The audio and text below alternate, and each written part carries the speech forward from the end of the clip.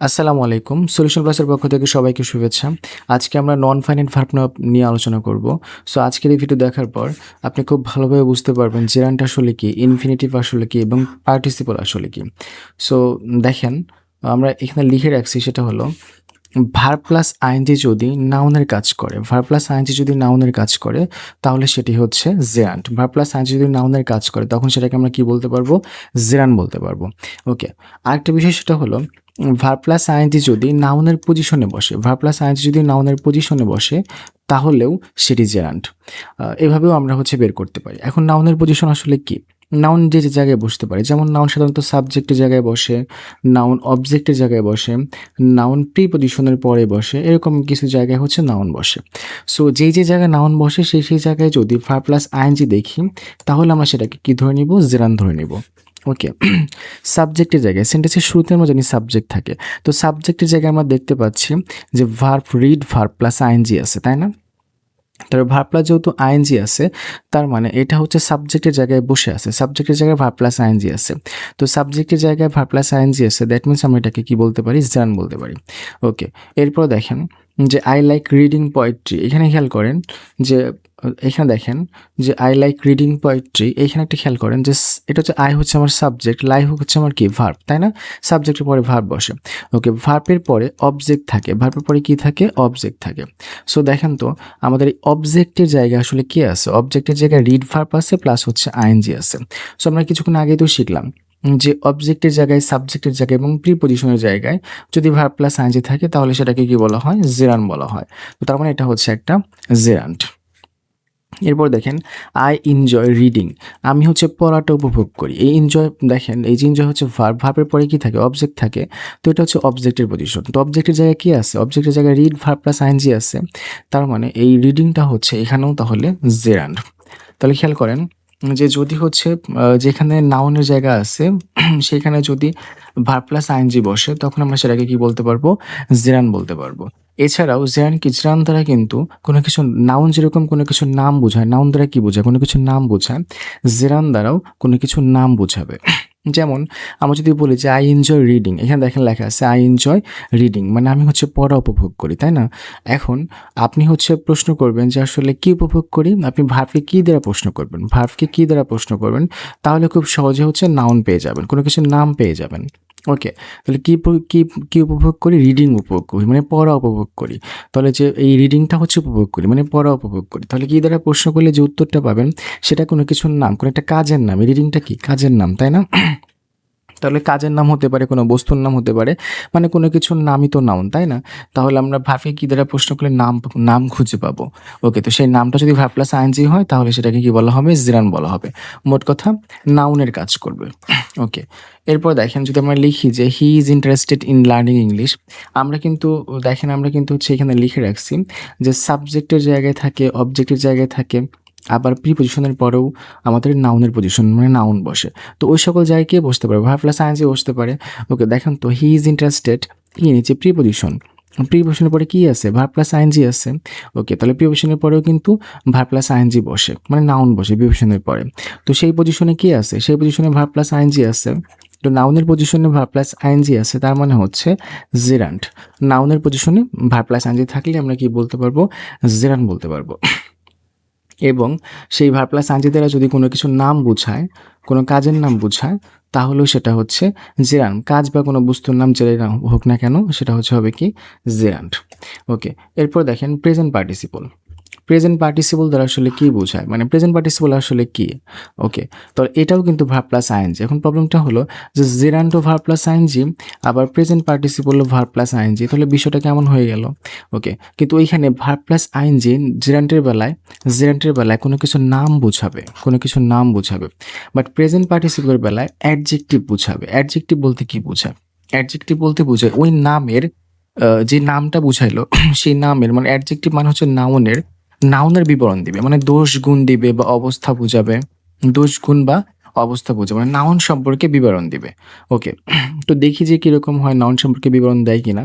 দেখেন এখানে লেখা আছে the crying baby needs milk. আচ্ছা, কান্নারত শিশুর দুধ প্রয়োজন।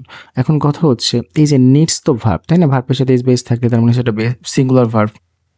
ওকে, তাহলে এই ভার্বের আগে কি আছে? ভার্বের আগে যে পার্টটা আছে সেই পার্টটা সাবজেক্ট, ভার্বের আগে কি থাকে? সাবজেক্ট থাকে। তো দ্য ক্রাইং বেবি এটা হচ্ছে কিন্তু সাবজেক্ট, তাই না? ওকে।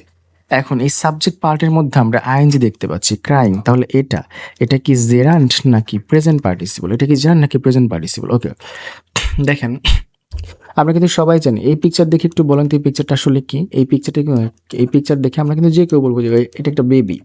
ওকে, তাহলে এটা একটা বেবি, তার মানে বেবিটা হচ্ছে নাম। হ্যাঁ, আমরা কোনো কিছু নাম দিতে পারলে পিকচারটার নাম দিতে পারতেছি বেবি। তো কোনো কিছুর নাম দিতে পারলে সে নামটাই হচ্ছে নাউন, তাই না? তাহলে বেবিটা হচ্ছে আমাদের নাউন। ওকে, এখন এই নাউনের এই বেবিটার একটা অবস্থায় এখানে দেখতে পাচ্ছেন। দেখেন বেবিটার একটা অবস্থা, এখানে বেবিটা কি করছে? বেবিটা হচ্ছে কান্না করছে। ওকে, তার মানে বেবিটার অবস্থা হচ্ছে কান্নারত অবস্থা, তাই তো? ওকে, তাহলে দেখেন এই যে ক্রাইং ভার্বের সাথে আইএনজি, এটা বেবিটার বোঝাচ্ছে। বেবিটার কোন অবস্থায় আছে বেবিটার বোঝাচ্ছে, মানে বেবিটার নাউনটার বিবরণ দিচ্ছে। সো যে আইএনজিটা, যেই ভার্ব প্লাস আইএনজিটা নাউনের বিবরণ দিবে, তাহলে সেটাকে বলা হবে প্রেজেন্ট পার্টিসিপল। নাউনের বিবরণ দিলে সেটাকে বলা হবে প্রেজেন্ট পার্টিসিপল। তাহলে ভার্ব প্লাস আইএনজি যদি নাউনের বিবরণ দেয়, তাহলে সেটাকে বলা হবে হচ্ছে প্রেজেন্ট পার্টিসিপল। ওকে, আচ্ছা, নাউনের বিবরণ বলতে বোঝে নাউনের দোষ গুণ অবস্থা বোঝাবে। ওকে, এখন দেখেন এইখানে একটু খেয়াল করেন যে এই পিকচারটার নাম কি? এটা দেখে আমরা কিন্তু ছোট বাচ্চাও বলতে পারবো যে এটা একটা বার্ড, মানে এটা একটা পাখি, তাই তো? ওকে, তার মানে এটা একটা নাউন, কোনো কিছুর নামই হচ্ছে নাউন। ওকে, এখন এই নাউনটা কোন অবস্থায় আছে? উড়ন্ত অবস্থায় আছে। ওকে, তাহলে এই আইএনজিটা কিন্তু এই নাউনের অবস্থা প্রকাশ করছে।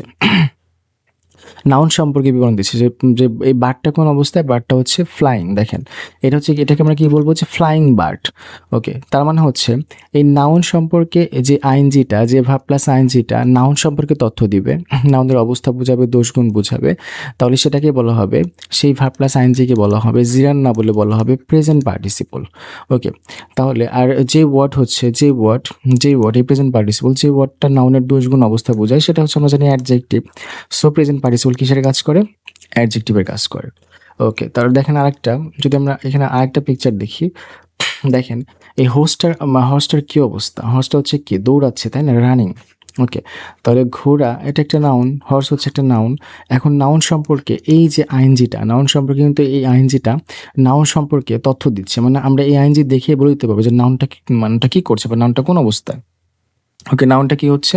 নাউনটা দৌড়াচ্ছে। ওকে, নাউনটা একটা অবস্থা দিচ্ছে রানিং। তাহলে এই ভার্ব প্লাস আইএনজি নাউন সম্পর্কে তথ্য দিচ্ছে, দ্যাটস ওয়াই এটা নিজে নাউন না। এই রানিং নিজে নাউন না, নিজে নাউন হয়ে গেলে জেরান্ট হয়ে যাবে। নিজে যদি নাউন হয়ে যায় তাহলে জেরান্ট হয়ে যাবে। ভার্ব প্লাস আইএনজি যদি নাউন না হয়ে যদি নাউন সম্পর্কে তথ্য দেয়, তাহলে সেটা কি হয়ে যাবে? সেটা হয়ে যাবে প্রেজেন্ট পার্টিসিপল। ওকে, তাহলে আমাদের রানিংটা হচ্ছে এখানে প্রেজেন্ট পার্টিসিপল। এরপরে দেখেন তো সবাই যে I want to buy a washing machine, এইটা আসলে খেয়াল করেন, এটা তো দেখতে পাচ্ছেন, তাই না? ওকে, এখানে কিন্তু ভার্ব প্লাস ওয়াশ মানে ধোয়া, ভার্ব প্লাস আইএনজি আছে, এখানে একটা ভার্ব প্লাস আইএনজি আছে। এখন এই ভার্ব প্লাস আইএনজি কি জেরান্ট নাকি প্রেজেন্ট পার্টিসিপল? ওকে, আপনি একটু ভেবে বলেন তো, তারপরে আমি ব্যাখ্যা দিচ্ছি। জেরান্ট নাকি present participle? Verb plus ING কিন্তু জেরান্ট হতে পারে, প্রেজেন্ট পার্টিসিপল হতে পারে। ওকে, এখন খেয়াল করেন তো। আচ্ছা, আপনার ভাবা হয়তো শেষ হয়ে গেছে। এখন দেখেন এই পিকচারটা দেখে যে কেউ, যারা হচ্ছে এটা ইউজ করছে বা যারা চেনে, হ্যাঁ, তো যে কেউ এই পিকচারটা দেখে এক বাক্যে কি বলে দিবে? সবাই এক বাক্যে ইংরেজি নামটা উচ্চারণ করবে, বলবে কি এটা একটা ওয়াশিং মেশিন। তো এই জিনিসটার নাম কি? এই জিনিসটার নাম হচ্ছে ওয়াশিং মেশিন। তাহলে এই আইএনজি দ্বারা কি বোঝাচ্ছে? নাম বোঝাচ্ছে, নাউন বোঝাচ্ছে। তো আইএনজি যদি কোনো কিছুর নাম বোঝায়, তাহলে এই ভার্ব প্লাস আইএনজি যদি কোনো কিছুর নাম বোঝায়, তাহলে নাম মানেই হচ্ছে জেরান্ট। তার মানে এটা কিন্তু এই ওয়াশিংটা কিন্তু এখানে জেরান্ট। দেখেন একই রকম দেখতে, আর্টিকেল, ভার্ব প্লাস আইএনজি, শেষ একটা ওয়ার্ড। দেখেন যে এখানেও একই রকম, আর্টিকেল, ভার্ব প্লাস আইএনজি, শেষে একটা কিন্তু ওয়ার্ড। সো এইখানে কিন্তু রানিংটা হচ্ছে প্রেজেন্ট পার্টিসিপল, বাট এইখানে আবার মাঝের ওয়ার্ডটা হয়ে গেল কিন্তু জেরান্ট। সো নাম বুঝালে এই জেরান্ট। এরপর দেখেন শি ইজ রিডিং এ বুক। এখানে খেয়াল করেন, এখানে একটা বিষয় সেটা হচ্ছে আপনি যদি কন্টিনিউয়াস টেন্সের মধ্যে, মানে আমি যার অজরের পরে মানে বি ভার্বের পরে যদি আইএনজি থাকে, ওটাকে আমরা কন্টিনিউয়াস টেন্স বলি, তাই না? কন্টিনিউয়াস টেন্সে যে আইএনজি থাকে সেটা সবসময় প্রেজেন্ট পার্টিসিপল। কন্টিনিউয়াস টেন্সে যে আইএনজিটা থাকে সেটা সবসময় প্রেজেন্ট পার্টিসিপল। এটা আপনি জিরান বা প্রেজেন্ট জিরান না অন্য কিছু হবে, এটা নিয়ে ভাবার কোনো প্রয়োজন নেই। ওকে। সো এরপর আমরা একটু ইনফিনিটিভ আসি। ইনফিনিটিভ একদমই সহজ, এর মধ্যে কোনো প্রবলেম-টবলেম নাই। সেটা হচ্ছে 2 প্লাস ভার্বের V1, 2 প্লাস ভার্বের V1 কে ইনফিনিটিভ বলা হয়। 2 প্লাস ভার্বের V1 কে ইনফিনিটিভ বলা হয়। যেমন এখানে দেখেন লিখে রাখছি কিছু। I want to study 2 plus ভার্বের V1, I want to learn English 2 plus ভার্বের V1, 2 প্লাস ভার্বের V1 to help। এখন খেয়াল করেন যে টু ইনফিনিটিভ আসলে পজিশনগুলো কোথায় বসে? একদম সহজ, নাউনের মতোই। নাউনের মতোই দেখেন পজিশন আছে। যেমন নাউনের মধ্যে যেমন কি কোন জায়গায় বসে? সাবজেক্টের জায়গায় বসে। এই যে দেখেন সাবজেক্টের জায়গায় বসছে। ওকে, শুরুতেই বসছে মানে সাবজেক্টের জায়গায় বসছে।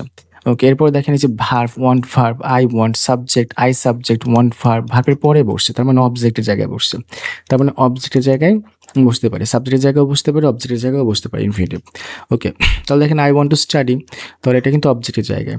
ওকে, দেখেন যে টু হেল্প দ্য পোর, এই যে আমাদের ইজ হচ্ছে আমাদের ভার্ব, তাহলে ভার্বের আগে কি থাকে? সাবজেক্ট পার্ট থাকে। টু হেল্প দ্য পোর আমাদের সাবজেক্ট পার্ট, সেই সাবজেক্ট পার্টের মধ্যে শুরুতেই কি আছে? ইনফিনিটিভ আছে। ওকে, মানে 2 প্লাস ভার্বের ভিওন আছে, দ্যাট মিনস হচ্ছে ইনফিনিটিভ আছে। এখন একটু খেয়াল করেন তো, দেখেন তো লেট যুক্ত সেন্টেন্স আসলে কি হয়? লেট হিম গো। ওকে, লেট যুক্ত সেন্টেন্সে সাধারণত যে ভাবটা, যে ভিওনটা দেখতে পাই, তার আগে সাধারণত টু মানে ইয়া থাকে, দেখা যাচ্ছে না, দৃশ্যমান হয় না, টু উজ্জ্ব থাকে। সো আসলে এখানে হবে লেট হিম টু গো। তো এই লেট যুক্ত সেন্টেন্সে আমরা আসলে টু দেই না। তো যে ইনফিনিটিভে টু দেওয়া হয় না সেটাকে বলা হয় bare infinitive. So let me help you, এই যে গো হেল্প, এইগুলো তো ভার্বের ভিওন, তাই না? এই যে স্টাডি ভার্বের ভিওন। ওকে, তো যেই ইনফিনিটিভে হচ্ছে টু দেওয়া হয় না সেটাকে বলা হয় বেয়ার ইনফিনিটিভ। সো আমরা ইনফিনিটিভের মধ্যে আমরা শিখে নিলাম যে বেয়ার ইনফিনিটিভ বলতে বোঝায় টু ছাড়া ভিওন। সো আমরা কিন্তু আজকে শিখে নিলাম যে হচ্ছে টু ছাড়া যে ইনফিনিটিভ হয় সেটাকে বলে বেয়ার ইনফিনিটিভ। সো আমরা যদি বলি যে আমরা যদি বলি যে আই উইল ডু দিস, এটা সবার জন্য কুইজ থাকবে, সবাই কমেন্টে বলে দিবেন যে আই উইল ডু দিস, এইখানে ডুটা আসলে কি? এটা কি আসলে ইনফিনিটিভ নাকি ইনফিনিটিভ না? এটা যদি ইনফিনিটিভ হয় তাহলে আহ, এটা কি আমাদের বেয়ার ইনফিনিটিভ কিনা, সেই সম্পর্কে আপনি হচ্ছে কমেন্ট করবেন। সো ধন্যবাদ সবাইকে, আজকে এ পর্যন্তই।